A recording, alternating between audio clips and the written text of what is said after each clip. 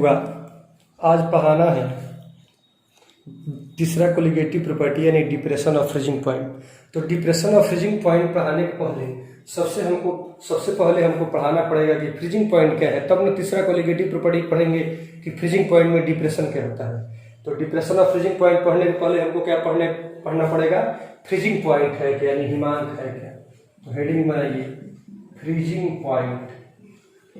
क्या हेडिंग हुआ, freezing point, Hindi क्या हुआ, हिमांक। फ्रीजिंग पॉइंट का हिंदी क्या हुआ, हिमांक। फ्रीजिंग पॉइंट यानी हिमांक, लिख लीजिए। फ्रीजिंग पॉइंट का मतलब हिमांक। तो देखिए हिमांक क्या है हुआ, जिस ताप पर कोई द्रव जमना प्रारंभ करता है। जैसे मान लीजिए पानी कितना डिग्री सी पर जमता है, तो 0 डिग्री सी पर पानी जमना प्रारंभ करता है, तो पानी का हिमांक हुआ 0 डिग्री सी। तो जिस न्यूनतम ताप पर या जिस ताप पर कोई द्रव जमना या बर्फ बनना प्रारंभ करता है, उसी ताप को उसका फ्रीजिंग पॉइंट यानी हिमांक कहा जाता है। क्या समझे, जिस ताप पर कोई द्रव जमना प्रारंभ करता है या बर्फ बनना प्रारंभ करता है, उसका वह ताप हिमांक कहलाता है। तो लिखिए the temperature at which a liquid starts to boil is called freezing point of that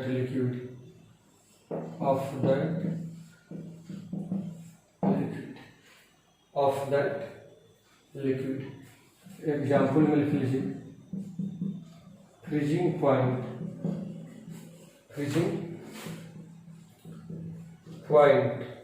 of water is 0 degree C.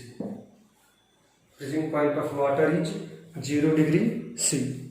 चलिए इसको स्क्रीनशॉट से आप लोग उतार लीजिएगा। हिंदी लिखिए, जिस ताप पर कोई द्रव जमना प्रारंभ करता है, उसका हिमांक कहलाता है। जिस ताप पर कोई द्रव जमना प्रारंभ करता है, उसका हिमांक कहलाता है। जैसे पानी का हिमांक 0 डिग्री सी है, चलिए तो हिमांक समझ गए कि किसी लिक्विड को जमने के लिए जो टेम्परेचर चाहिए उसी को कहते हैं हिमांक। तो हिमांक जान गए, अब हमको पढ़ना है डिप्रेशन ऑफ फ्रीजिंग पॉइंट यानी हिमांक में कमी, कैसे हिमांक में कमी हो जाती है ये पढ़ना है हमको। हिमांक में कमी पढ़ना है। तो अब ये तीसरा कोलिगेटिव प्रॉपर्टी है। कोलिगेटिव प्रॉपर्टी नंबर 3 क्या है, तो डिप्रेशन में क्या होता है, कम होना। तो depression of freezing point, depression में कम होने की जगह पर कौन शब्द चलता है, अवनमन। उन्नयन माने ज्यादा, माने ऊंचा, अवनमन माने कम होना। तो हिमांक अवनमन यानी हिमांक में कमी। डिप्रेशन ऑफ फ्रीजिंग पॉइंट माने हिमांक अवनमन मतलब हिमांक में कमी। चलिए हेडिंग उतार लीजिए। देखिए हुआ, मान लिया पानी रखे हैं, ठीक, पानी का हिमांक कितना है 0 डिग्री सी। इसी पानी में चीनी या नमक या कोई सॉल्यूट डाल देंगे तो उसका हिमांक कम हो जाएगा। हिमांक जितना कम हुआ, इसी हिमांक में कमी को क्या कहते हैं, हिमांक में अवनमन कहते हैं, हिमांक में कमी कहते हैं। सॉल्वेंट का हिमांक ज्यादा होता है, और जब उसी सॉल्वेंट में कोई सॉल्यूट डाल देते हैं तो वह सॉल्यूशन में बदल जाता है और उसका हिमांक कम हो जाता है। हिमांक जितना कम होता है वही कहलाती है हिमांक में कमी। समझे ना बात, यानी किसी सॉल्वेंट में सॉल्यूट डालने से उसके हिमांक में जितनी कमी होती है उसी को कहते हैं हिमांक अवनमन। लिखिए when a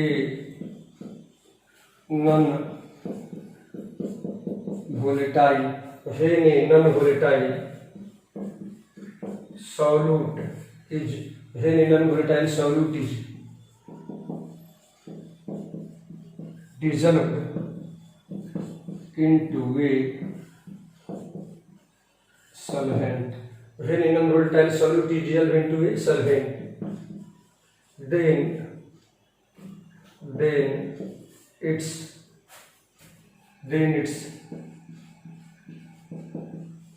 freezing point is decreased. This is called depression of freezing point.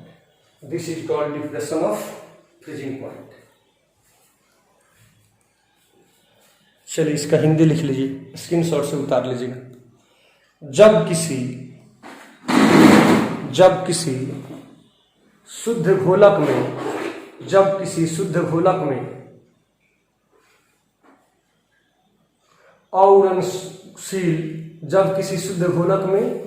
अउरणशील घुल्ले डाला जाता है, जब किसी शुद्ध घोलक में अउरणशील घुल्ल डाला जाता है तो उसके हिमांक में कमी हो जाती है।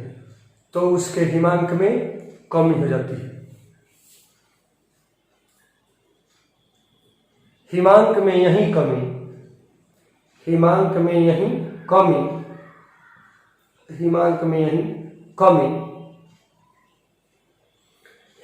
अवनमन कहलाता है। हिमांक में यही कमी हिमांक अवनमन कहलाता है। हिमांक में यही कमी क्या कहलाता है बुआ?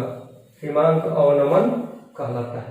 अब चलिए सॉल्वेंट का हिमांक क्या होगा? ज्यादा होगा, और सॉल्यूशन जब बन जाता है तो उसका हिमांक क्या होता है? कम होता है। तो दोनों में जो अंतर है उसी को कहते हैं हिमांक अवनमन। अब मान के चलिए कोई प्योर सॉल्वेंट हो, प्योर घोलक हो, पानी हो जैसे, तो मान लिया किसी प्योर सॉल्वेंट का फ्रीजिंग पॉइंट है T। सॉल्वेंट का फ्रीजिंग पॉइंट क्या है? T। ऐसी सॉल्वेंट में कोई सॉल्यूट जब डाल देते हैं तो सॉल्यूशन बदल जाता है, उसका फ्रीजिंग पॉइंट हो गया TS। तो TS हो गया सॉल्यूशन का फ्रीजिंग पॉइंट, T हो गया सॉल्वेंट का फ्रीजिंग पॉइंट। तो सॉल्वेंट के फ्रीजिंग पॉइंट में से सॉल्यूशन का फ्रीजिंग पॉइंट घटा लेंगे, जितना आएगा डिफरेंस, डेल्टा माइनस डिफरेंस, वही हो गया डिप्रेशन ऑफ फ्रीजिंग पॉइंट, जिसको डेल्टा TF से डिनोट किया जाता है, डिप्रेशन ऑफ फ्रीजिंग पॉइंट। तो चलिए मान के चलते हैं इसी को। If capital T is FP है फ्रीजिंग पॉइंट, FP मतलब freezing point. If capital T is FP of solvent and TS is FP of solution, then T minus TS बराबर डेल्टा TF is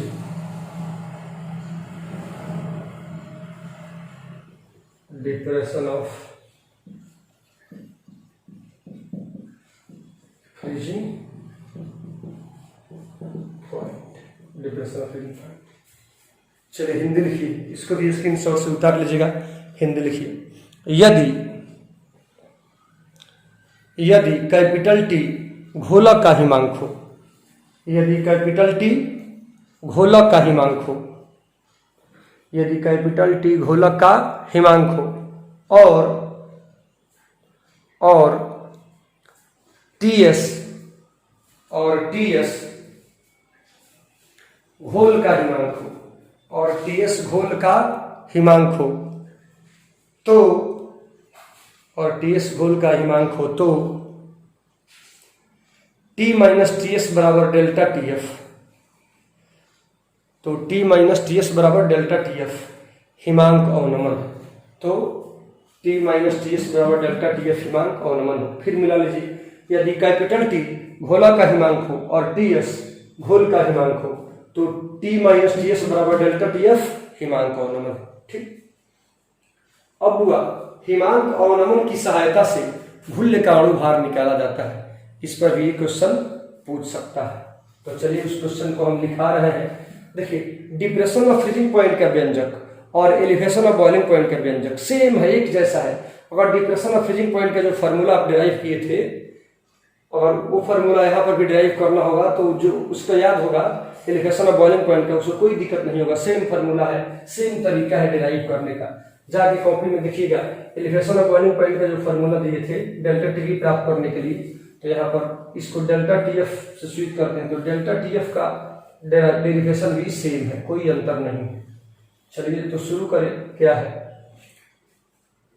तो देखिए, अगर किसी सॉल्वेंट में, जिसे मान लीजिए पानी सॉल्वेंट है, अगर किसी सॉल्वेंट में सॉल्यूट डालते हैं तो फ्रीजिंग पॉइंट बढ़ता है।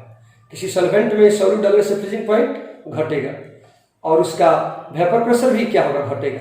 मतलब किसी सॉल्वेंट में सॉल्यूट डालें तो वेपर प्रेशर का लोअरिंग होगा और फ्रीजिंग पॉइंट का भी डिप्रेशन होगा। यानी lowering of vapour pressure depression of freezing point के समानुपाती होता है। सॉल्वेंट में सॉल्यूट डालने से वेपर प्रेशर भी कम होता है और फ्रीजिंग पॉइंट भी कम होता है, दोनों कम होते हैं। तो इसका मतलब क्या लिखेंगे, we know that lowering of vapor pressure is, we know that lowering of vapor pressure is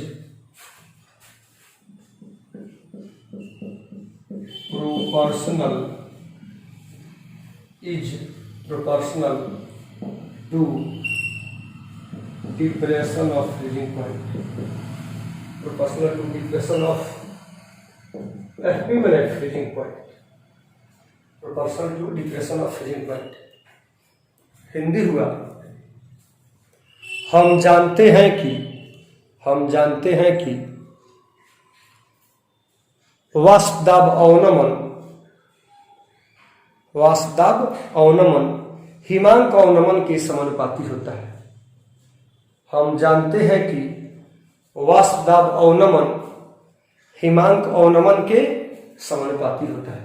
वाष्प दाब अवनमन हिमांक अवनमन के समानुपाती होता है, अर्थात वाष्प दाब अवनमन डेल्टा P समानुपाती किसके, हिमांक अवनमन के, यानी डेल्टा TF के। तो वाष्प दाब अवनमन समानुपाती है डेल्टा TF, कोई दिक्कत। अब चलिए इतना उतार लीजिए, मिटाना है इसको, मिटाते हैं। डेल्टा P समानुपाती डेल्टा TF, याद रखिएगा, आगे इसके यूज करेगा डेरिवेशन में।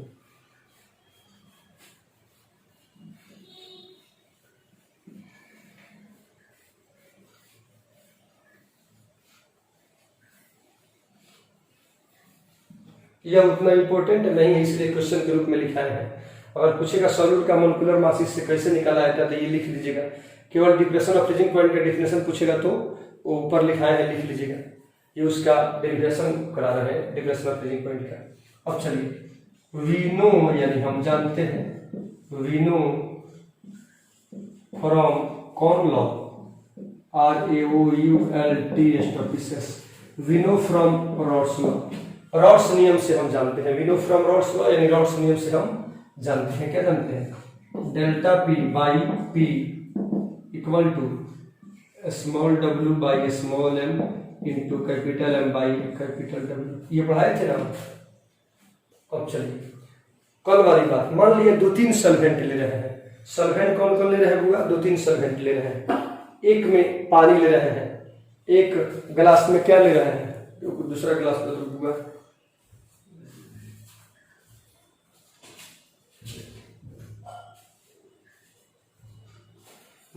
मान लिया इस एक गिलास में पानी लिया, इसमें भी पानी लिया, दोनों गिलास में क्या लिया गया, पानी लिया गया।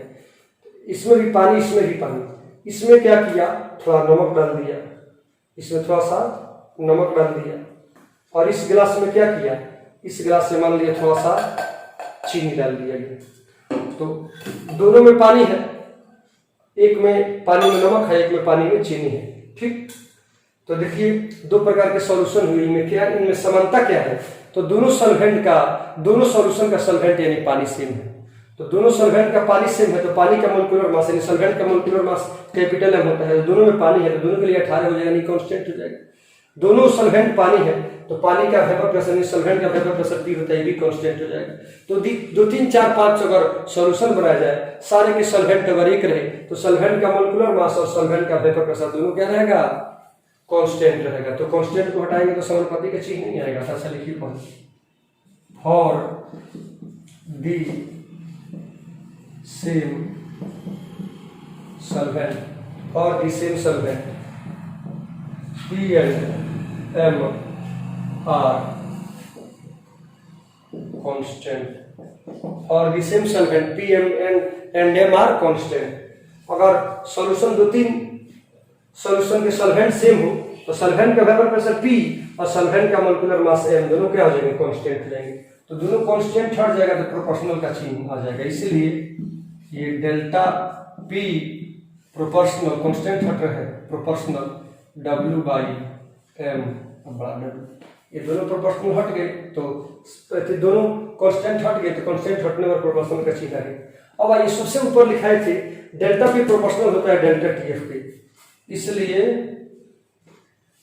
चाहे या delta P proportional delta TF के, तो इसलिए डेल्टा P की जगह पर डेल्टा TF भर दी है, proportional small W by small m into बड़ा W, या delta TF equal to proportional का चिन्ह हटाएंगे तो क्या आएगा, K आएगा, K कांस्टेंट है, KW बाई M इंटू बड़ा W। इसको मान लो कौन, इसको मान लो इक्वेशन फर्स्ट, इसको क्या मान लिया हुआ, इक्वेशन फर्स्ट मान लिया। 2 3 लाइन का और है, उतारिए इतना जल्दी।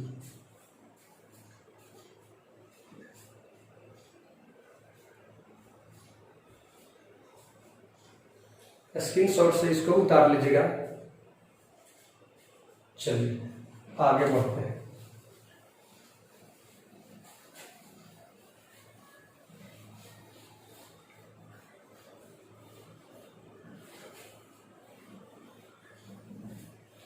एलिवेशन ऑफ बॉइलिंग पॉइंट का जो डेरिवेशन पढ़ा होगा उसको इसमें कोई दिक्कत नहीं होगा, दोनों का सेम एक जैसा है, पढ़ने वाले के लिए कोई दिक्कत नहीं होगा। अब चलिए एक चीज मान के चल रहे हैं, सॉल्यूट के मोल को किससे सूचित करते हैं, छोटा n से। छोटा n क्या है, सॉल्यूट का मोल है। फॉर्मूला क्या होता है, सॉल्यूट का मोल बराबर तो सॉल्यूट का वेट यानी छोटा w बटा सॉल्यूट का मोलिकुलर मास। ठीक, तो छोटा n सॉल्यूट का मोल इक्वल टू होता है सॉल्यूट का वेट बटा सॉल्यूट का मोलिकुलर मास, यही। ठीक, तो मान के चल रहे हैं कि 1 मोल सॉल्यूट को 1000 ग्राम सॉल्वेंट में घुलाया। क्या किया हुआ, किसी सॉल्यूट के 1 मोल को 1000 ग्राम सॉल्वेंट में घुलाया। तो if 1 mole solute, if 1 mole solute, 1 mole solute का मतलब small m equal to W by M। 1 mole है तो 1, 2 मोल है तो 2 लिखते। 1 मोल सॉल्यूट, तो सॉल्यूट के मोल को n से डिनोट करते हैं, n का फार्मूला होता है W बाई M। 1 मोल के लिए 1 हो जाएगा, अगर 2 मोल होता तो 2 है। तो यदि 1 मोल सॉल्यूट को, 1 मोल सॉल्यूट का मतलब n equal to W by M बराबर 1, 20 मोल का होता तो यहाँ पर 20 होता। तो if 1 mole solute is dissolve में घोला जाना, इज डिजॉल्व, यदि 1 मोल सॉल्यूट को क्या किया जाता है, डिजॉल्व्ड में घोला जाता है। यदि 1 मोल सॉल्यूट को घोला जाता है इनटू कितना में, तो 1000 ग्राम सॉल्वेंट।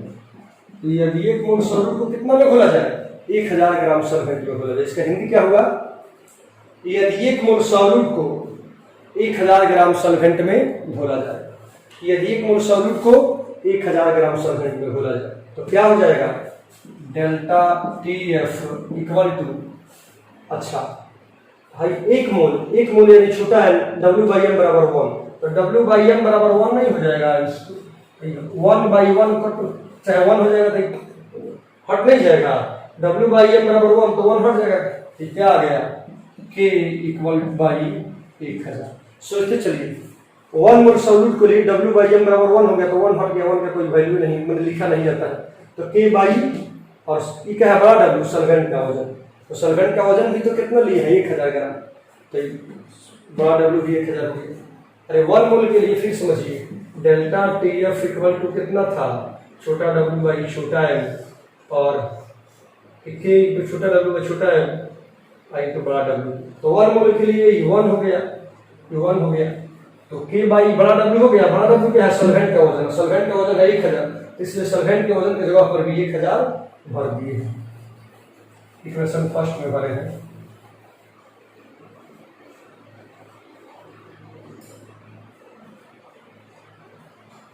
समझे?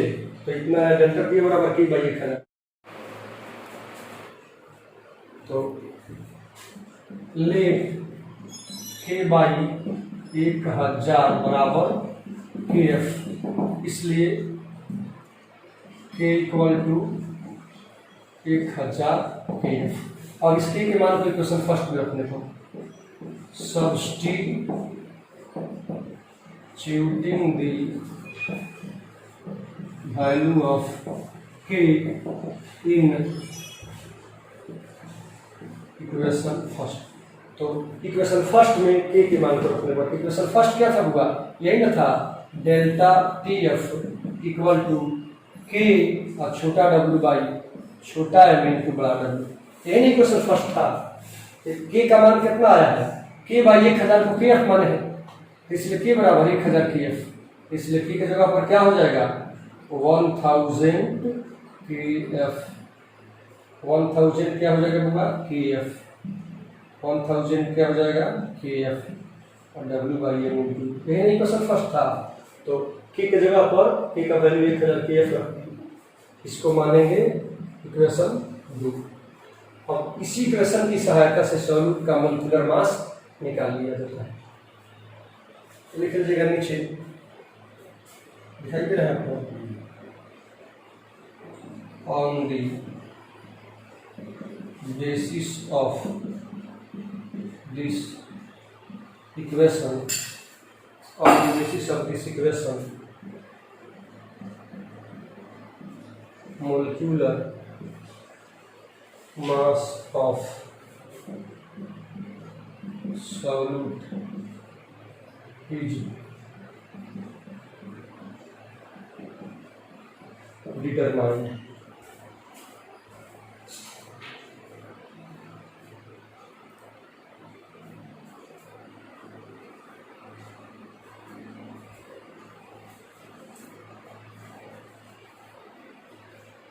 इसका हिंदी हुआ होगा, सब उतार लीजिएगा, लास्ट वाला का हिंदी हुआ, इस समीकरण की सहायता से, इस समीकरण की सहायता से घुल्ले का अणुभार निर्धारित कर लिया जाता है। इस समीकरण की सहायता से घुल्ले का अणुभार निर्धारित कर लिया जाता है। इसका हिंदी हुआ, इस समीकरण की सहायता से घुल्ले का अणुभार निर्धारित कर लिया जाता है। चलिए बाकी स्क्रीनशॉट से अपना काम चलिए। अब देखिए हुआ, डेल्टा टी एफ क्या है? डिप्रेशन ऑफ फ्रीजिंग पॉइंट, अभी पढ़े। छोटा डब्ल्यू क्या है? सॉल्यूट का वेट। छोटा एम क्या है? सॉल्वेंट का मोलिकुलर मास। छोटा डब्ल्यू क्या है? सॉल्यूट का वेट। छोटा एम क्या है? सॉल्यूट का मोलिकुलर मास। तो डेल्टा टी एफ यानी डिप्रेशन ऑफ फ्रीजिंग पॉइंट की जानकारी हो जाएगी, तो सॉल्यूट का मोलिकुलर मास एम, इसकी भी जानकारी हो जाएगी, निकल जाएगा। तो छोटा डब्ल्यू सॉल्यूट का वजन, छोटा एम सॉल्यूट का मोलिकुलर मास, बड़ा डब्ल्यू सॉल्वेंट का वेट।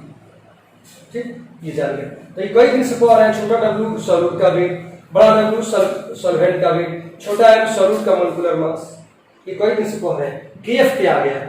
तो मोलर एलिगेशन कांस्टेंट में के भी था, इसमें मोलर डिप्रेशन कांस्टेंट में केएफ है। तो केएफ है मोलर डिप्रेशन कांस्टेंट, तो उसी की चर्चा केवल कर रहा है। तो लिखिएगा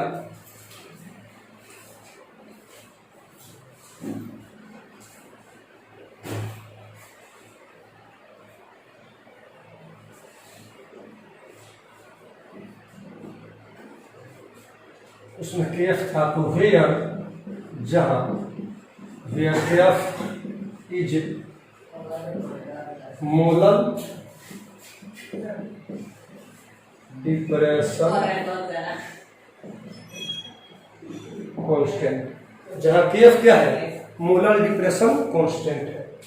जहां केएफ मोलर डिप्रेशन कांस्टेंट है, जहां केएफ मोलर डिप्रेशन कांस्टेंट है।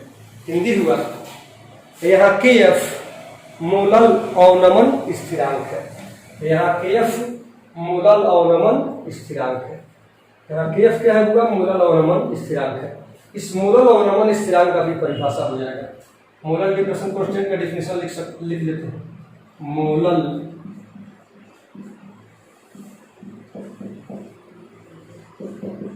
डिप्रेशन कांस्टेंट, इसका परिभाषा इसको किससे डिनोट करते हैं? पीएफ से। तो मोलल डिप्रेशन कांस्टेंट हिंदी हुआ मोलल अवनमन स्थिरांक। मोलल अवनमन स्थिरांक तो क्या है मोलल अवनमन स्थिरांक? तो देखिए 1 किलोग्राम सॉल्वेंट में, मान लिया कल से चला के 1 किलोग्राम पानी लाए, तो 1 किलोग्राम किसी सॉल्वेंट में कोई भी सॉल्यूट हो उसका 1 मोल डालेंगे।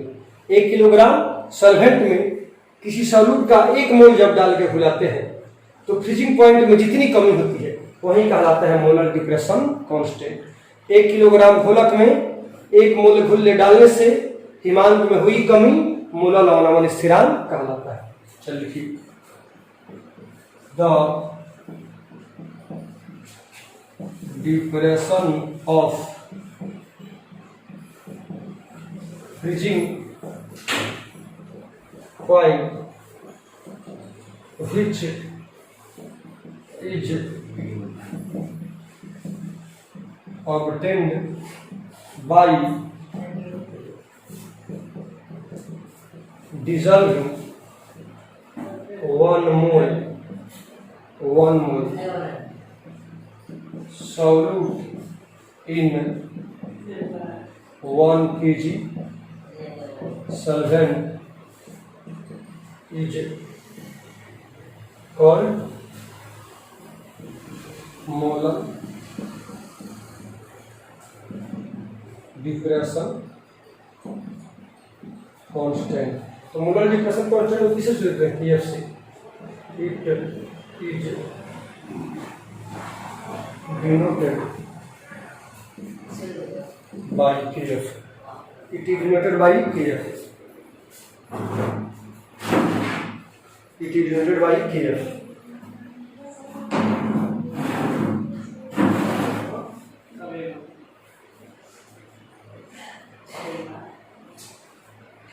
हिंदी लिख लीजिए इसका। प्रति किलोग्राम घोलक में